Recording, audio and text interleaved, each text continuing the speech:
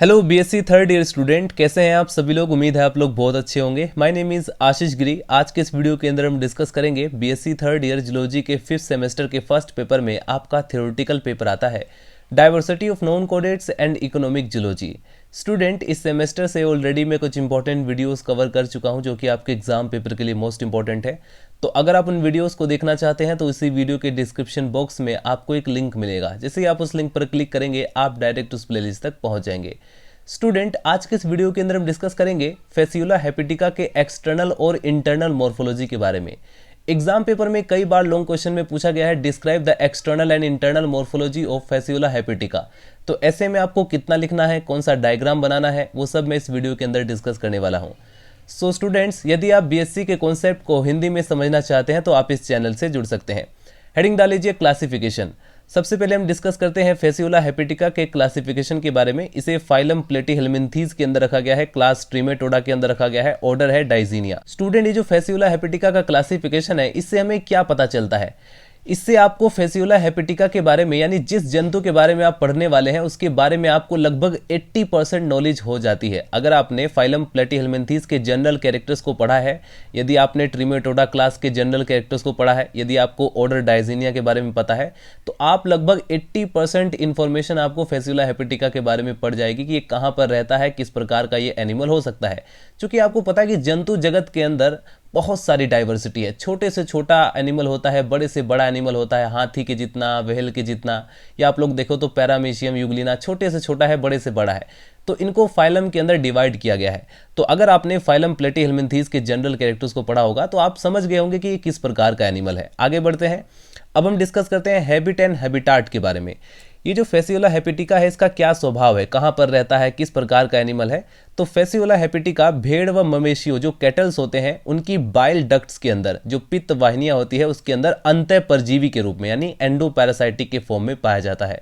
अब यहाँ पर ध्यान रखना, एंडोपैरासाइटिक का मतलब क्या होता है। एक एग्जाम्पल के साथ आपको समझाता हूँ। जैसा कि ह्यूमन बॉडी के अंदर जैसे सर है उसमें कई बार जूं पड़ जाती है। तो जूं क्या है? एक तरीके से जो लाउस है वो क्या है? वो एक तरीके से एक्सोपैरासाइट है, यानी कि बाह्य रूप से पैरासाइट का काम कर रहा है। वो हमारे खून को बाहरी रूप से शरीर के बाहर है और खून को चूस रहा है। तो वो एक तरीके से क्या है? बाह्य परजीवी यानी एक्सोपैरासाइट। ऐसे पैरासाइट जो कि बॉडी के अंदर होते हैं उसे कहा जाता है एंडोपैरासाइट। जैसे फॉर एग्जांपल यदि हमारी इंटेस्टाइन के अंदर कोई पैरासाइट है तो उसे हम क्या कहेंगे? एंडोपैरासाइट। तो ये अंतः परजीवी का मतलब होता है एंडोपैरासाइट। तो ये फेसियोला हेपेटिका ये कहाँ का एंडोपैरासाइट है, कहाँ का अंतः परजीवी है? ये मवेशी जो होते हैं, जो कैटल्स होते हैं उनके अंदर। कहाँ पर? जहाँ पर जो बाइल डक्ट होती है, जो पित्त वाहिनियाँ होती है उसके अंदर। राइट, आई होप आपको समझ में आ रहा हो। यह समस्त विश्व में यानी ऑल ओवर वर्ल्ड में पाया जाता है और ये मोनोसियस होता है, उभयलिंगी होता है। मोनोसियस का मतलब क्या है? अगर मेल और फीमेल सेक्स ऑर्गन्स अगर एक ही बॉडी में पाए जाते हो तो उसे कहा जाता है मोनोसियस। तो ये जो है उभयलिंगी परजीवी होता है, जो कि भेड़, बकरी, गाय, भैंस आदि जो पशु होते हैं उनकी यकृत में, उनके लीवर में लीवर रॉट डिजीज को कोज करता है। ध्यान रखना, कई बार एमसीक्यूज में पूछा जाता है लीवर रॉट के बारे में, ये कौन कोज करता है, किस प्रकार से होता है। तो आप लोग इसके लिए लिख सकते हैं फेसियोला हेपेटिका इसके लिए रेस्पॉन्सिबल होता है। हैबिट एंड हैबिटाट के अंदर स्टूडेंट और भी आपको लिखना है यहाँ पर, क्योंकि ये सब तो आप लिख चुके हैं कि ये समस्त संसार में यानी वर्ल्ड वाइड डिस्ट्रीब्यूशन है इसका, हर जगह ये पाया जाता है। यह एक डायजेनेटिक ट्रिमेटोड होता है। अब आपका क्वेश्चन होगा कि सर ये डायजेनेटिक क्या है? एक ऐसा एनिमल जो अपनी लाइफ साइकिल को कंप्लीट करने के लिए दो होस्ट की मदद लेता है, दो होस्ट की हेल्प लेता है, उसे हम क्या कहेंगे? डायजेनेटिक। राइट। तो ये जो फेसियोला हेपेटिका है ये एक डायजेनेटिक ट्रिमेटोड होता है जिसका लाइफ साइकिल दो पोषकों में यानी दो होस्ट में कंप्लीट होता है। इसका प्रारंभिक जो होस्ट होता है उसे हम क्या बोलेंगे? भेड़। राइट, कोई कैटल ही होता है, भेड़ होता है, जहां यह यकृत या बाइल डक्ट्स के अंदर पाया जाता है। इसके संक्रमण से यकृत जो है वो काम करना बंद कर देता है, यानी यकृत को पूरी तरह से डैमेज कर देता है, लीवर रॉट डिजीज कोज करता है। अब हम स्टूडेंट डिस्कस करते हैं सबसे पहले एक्सटर्नल मॉर्फोलॉजी के बारे में। बाकी अगर आप लोग लाइफ साइकिल देखेंगे तो काफ़ी डिटेल में आपको समझ में आ जाएगा कि अपनी लाइफ साइकिल को कैसे कंप्लीट करता है। यहाँ पर आपको हेडिंग डालना है एक्सटर्नल मॉर्फोलॉजी। एक्सटर्नल मॉर्फोलॉजी का मतलब होता है कि बाह्य आकृति, आखिर ये जो जंतु है, ये जो एनिमल है, ये कैसा दिखाई देता है, इसका शेप साइज क्या है। तो हेडिंग डाल लीजिए shape and size. Fasciola hepatica का जो बॉडी है, जो शरीर है, वो कोमल होता है, सॉफ्ट होता है, मस्कुलर होता है, पत्ती के समान, जैसे आप लीफ देखते हैं, पत्तियां देखते हैं उसकी तरह।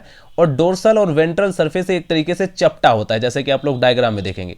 इसकी लंबाई लगभग 1.8 सेंटीमीटर से लेकर 3 सेंटीमीटर तक होती है। इसका रंग गुलाबीपन लिए हुए भूरा तथा किनारों पर ये काला दिखाई देता है। इस डायग्राम में आप लोग सिंपली देख सकते हैं, ये इसका माउथ है स्टूडेंट, और ये है इसमें एसिटाबुलम, ठीक है। और ये इसमें गोनोपोर दिखाई दे रही है स्ट्रक्चर, ये इसका हेड लोब है, और ये इसमें जो आपको डायग्राम दिखाई दे रही है ओरल सकर्स कहलाता है, ठीक है। अभी उसका क्या फंक्शन है, एसिटाबुलम का क्या फंक्शन होता है, ये इसका एक्सक्रीटरी पोर है, जहां से इसका एक्सक्रीटरी जो वेस्ट मटेरियल है वो बाहर निकलता है। अभी इनके फंक्शन के बारे में आपको डिटेल में समझ में आ जाएगा, जैसे जैसे आप इसकी स्ट्रक्चर को पढ़ेंगे, इंटरनल स्ट्रक्चर पढ़ेंगे, समझ में आ जाएगा। शरीर का अगला भाग चौड़ा व नुकीला तथा पिछला भाग संकरा होता है। जैसे कि आप लोग डायग्राम में देखेंगे, अगला भाग थोड़ा चौड़ा आपको दिखाई दे रहा है, पिछला भाग धीरे धीरे संकरा आपको दिखाई देगा। और इसके अगले सिरे पर एक कॉनिकल उभार होता है, जिसे शंकु यानी कि एक तरीके से कोन या हेडलोब कहते हैं। शीर्ष के अगले सिरे पर गोलाकार छिद्र होता है, जिसे माउथ बोलते हैं। जैसे कि आप लोग यहाँ पर डायग्राम में देखेंगे, ये माउथ होता है। अब हम बात करते हैं सकर्स के बारे में, यानी चूसक के बारे में। फेसियोला एक द्विचूसक ट्रिमेटोड होता है, जिसमें दो चूसक यानी कि दो सकर्स पाए जाते हैं। कई बार एमसीक्यूज में पूछा जाता है इसके सकर्स के बारे में, क्योंकि और भी बहुत से ऐसे एनिमल है जिनमें सकर्स पाए जाते हैं, लेकिन ये जो फेसियोला हेपेटिका है ये जो है द्विचूसक होता है, तो इसके बारे में कई बार पूछा जाता है, एमसीक्यूज में बनाया जाता है। पहला जो चूसक होता है, जो सकर्स होता है, उसे हम बोलते हैं ओरल सकर्स, और यह मुख के चारों ओर मस्कुलर पेशीयुक्त प्याले के समान होता है, जिसका व्यास लगभग 1 मिलीमीटर होता है। यह सेक्टोरियल ऑर्गन्स की भांति कार्य करता है, फंक्शन करता है, और पोषक से अपना भोजन ग्रहण करता है। शरीर के अधर तल पर सिर शंकु के कुछ पीछे तस्तरी के आकार का वेंट्रल सकर्स होता है। अब हम बात करते हैं अधर चूसक के बारे में। सबसे पहले आप लोग यहाँ पर डायग्राम देख लीजिए। जो वेंट्रल सकर्स होता है स्टूडेंट, यानी जो अधर चूसक होता है, उसे हम बोलते हैं एसिटाबुलम। इसका व्यास जो है 1.6 मिलीमीटर तक होता है, और इसके मध्य में कोई छिद्र नहीं होता। इसका शरीर के अन्य अंगों से कोई संपर्क नहीं होता, यह केवल शरीर को पोषक से चिपकाए रखने में मदद करता है। यदि एग्जाम पेपर में शॉर्ट क्वेश्चन में आपसे पूछा जाए एसिटाबुलम के बारे में, तो आप लोग लिख दीजिए कि एसिटाबुलम क्या काम करता है। फेसियोला हेपेटिका को एक तरीके से चिपकाने का मदद करता है, ठीक है, यानी बॉडी के अटैचमेंट में हेल्प करता है। इसके बाद हेडिंग डालीजिए पोर्स। मुख छिद्र ओरल चूसक के मध्य में स्थित होता है, और इसके अलावा दो छिद्र और होते हैं। पहला है जेनाइटल अपर्चर, जिसे हम गोनोपोर कहते हैं। यह अधर तल पर एसिटाबुलम के ठीक आगे शरीर की मध्य रेखा पर स्थित होता है। दूसरा है एक्सक्रीटरी पोर। यह शरीर के अधर तल के पिछले सिरे पर स्थित होता है। जनन काल में शरीर के पृष्ठ तल पर लगभग मध्य में एक सूक्ष्म अस्थायी छिद्र बन जाता है, जिसे ओपनिंग ऑफ लॉरल कैनाल्स कहते हैं, राइट। अब हम डिस्कस करते हैं स्टूडेंट इंटरनल स्ट्रक्चर के बारे में। अब आप लोग हेडिंग डालीजिए student internal structure of Fasciola hepatica. अभी तक हमने बॉडी को बाहरी रूप से देखा, यानी एक्सटर्नल मोर्फोलॉजी देखा कि वो कैसा है। अब हम देखते हैं बॉडी को चीर फाड़ करके, यानी उसके सेक्शंस काट करके माइक्रोस्कोप से, लाइट माइक्रोस्कोप से, इलेक्ट्रॉन माइक्रोस्कोप से देखेंगे कि इसकी बॉडी की इंटरनल स्ट्रक्चर क्या है।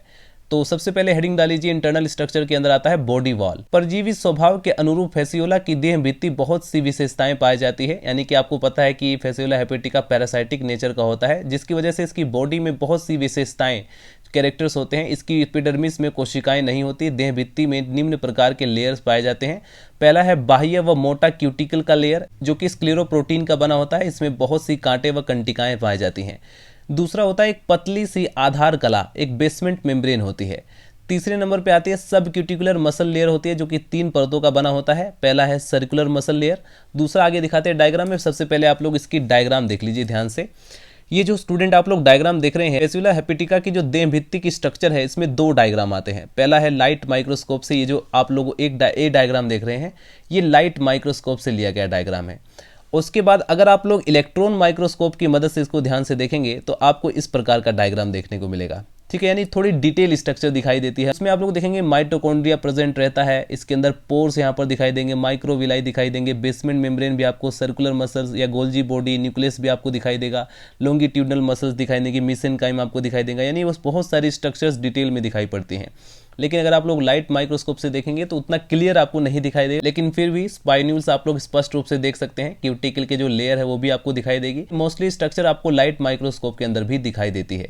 तो सब क्यूटिकुलर मसल लेयर जो होती है, इसमें 3 प्रकार की मुख्य लेयर पाई जाती हैं। पहला है सर्कुलर मसल लेयर, दूसरी है लॉन्गिट्यूडनल मसल लेयर, तीसरी है डायगोनल मसल लेयर, राइट। इसके बाद स्टूडेंट आता है नंबर 4 पर पेरेन्काइमा और मेसेनकाइमा। जैसे कि मैंने इलेक्ट्रॉन माइक्रोस्कोप का डायग्राम भी आपको दिखाया था, उस डायग्राम के अंदर आपको मेसेनकाइमा, पेरेन्काइमा भी दिखाई दिया होगा। तो विभिन्न शारीरिक अंगों के बीच खाली स्थान लंबी शाखाविंत व द्रव्य से भरी हुई पेरेन्काइमा सेल से भरा रहता है। इसके बाद ग्लैंड सेल्स होती हैं। देह भित्ति के पेशी स्तर जो मस्कुलर लेयर में विभिन्न प्रकार की एक कोशिकीय ग्रंथि पाई जाती हैं। फेसियोला की क्यूटिकल बहुकेंद्रिक यानी मल्टी न्यूक्लियस जीवद्रव्य के एक मोटे स्तर की बनी होती है, राइट। इसमें माइटोकॉन्ड्रिया, एंडोप्लाज्मिक रेटिकुलम या वैक्यूल, वेसाइकल्स स्थित होते हैं। यह लेयर मेसेनकाइम में स्थित टेगुमेंट स्रावित करने वाली यानी सेक्रेशन करने वाली कोशिकाओं के संपर्क में होता है। टेगुमेंट के बाह्य स्तर में अनेक उभार होते हैं। ये एब्जॉर्प्शन सरफेस को बढ़ा देते हैं, जो अवशोषण की सतह होती है उसको बढ़ाते हैं, उसको इंक्रीज कर देते हैं। इसमें अनेक पोर कैनाल्स होती है जिनके द्वारा मेसेनकाइम तरल पदार्थों का अवशोषण करती है। तो स्टूडेंट्स, आज के इस वीडियो के अंदर हमने डिस्कस किया फेसियोला हेपेटिका के इंटरनल और एक्सटर्नल स्ट्रक्चर के बारे में। नेक्स्ट वीडियो के अंदर हम डिस्कस करेंगे इसके डाइजेस्टिव सिस्टम के बारे में, राइट। तो इसकी जो एक्सटर्नल और इंटरनल स्ट्रक्चर है वो काफ़ी ज़्यादा इंपॉर्टेंट है। बाकी इसकी लाइफ साइकिल भी इंपॉर्टेंट रहती है, उसको भी आपको अच्छी तरह से फोकस करना है।